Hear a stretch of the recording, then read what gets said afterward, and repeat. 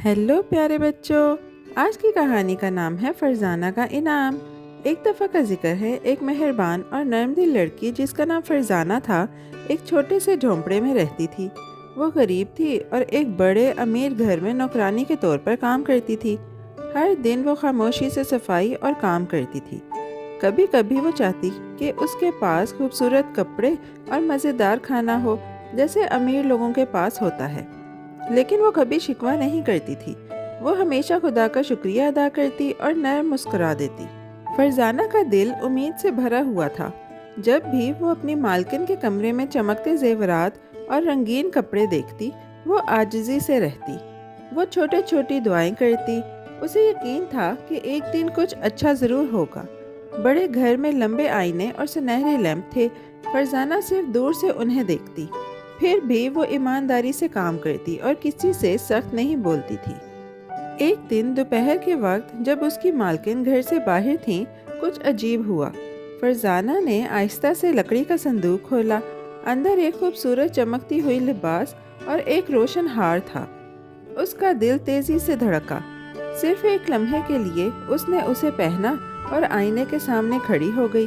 ओह, वो एक परियों की कहानी की शहजादी जैसी लग रही थी। लिबास चमक रहा था और हार गर्दन में रोशन हो रहा था।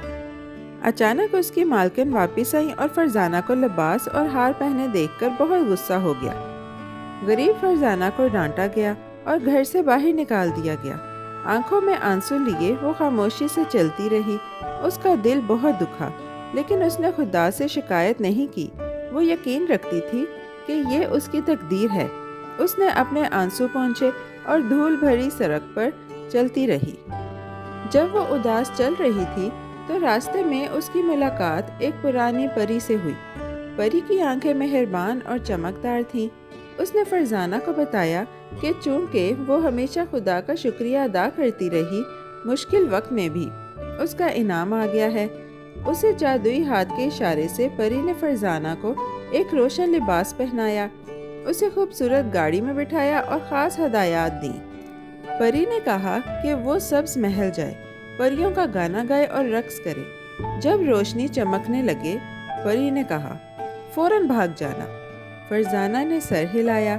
जल्द ही वो चमकते हुए सब्ज महल पहुंच गई। हॉल शानदार और खामोश थे। उसने मीठा गाना गाया और खूबसूरती से रक्स किया।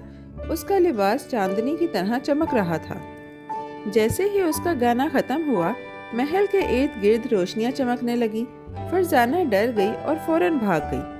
शानदार सीढ़ियों से उतरते हुए उसके एक चमकदार जूते का टुकड़ा रह गया, लेकिन वो रुकी नहीं। वो जल्दी से घर पहुंची। जब वो अपने झोंपड़े पर पहुंची तो हैरान रह गई।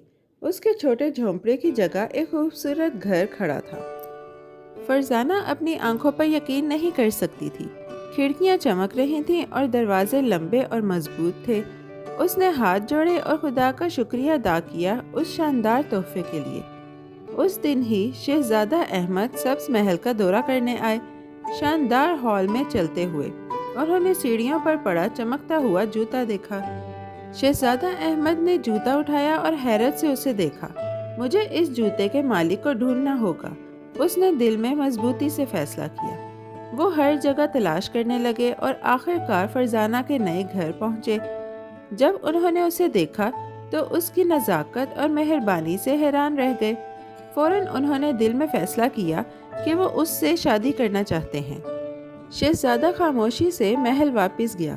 उसने चमकते जूते में खूबसूरत हीरे लगवाए और उसे फरजाना को भेजा। जब उसे मिला तो वो हैरान और खुश हुई।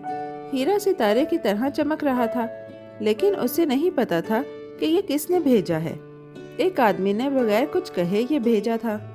जुस्तजू और हैरत से फरजाना ने अगले दिन एक जवाहरात फरोश को बुलाया। जवाहरात फरोश ने हीरे को एहतियात से देखा और कहा कि ये बहुत नायाब और कीमती है। ऐसे हीरे सिर्फ बादशाहों के पास होते हैं, उसने कहा। जब वो चले गए तो फरजाना ने सोचा कि ये खजाना किसने भेजा है। जितना वो सोचती उतना ही हैरान रह जाती। दोपहर में बादशाह और मलका उसके घर आए।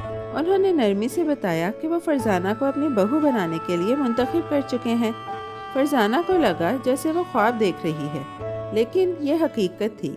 جلد ہی فرزانہ اور شہزادہ احمد کی شادی بڑی خوشی اور جشن کے ساتھ ہوئی۔ وہ خوشی سے ایک ساتھ رہنے لگے۔ پیارے بچوں، آج کی کہانی یہی ختم ہوتی ہے۔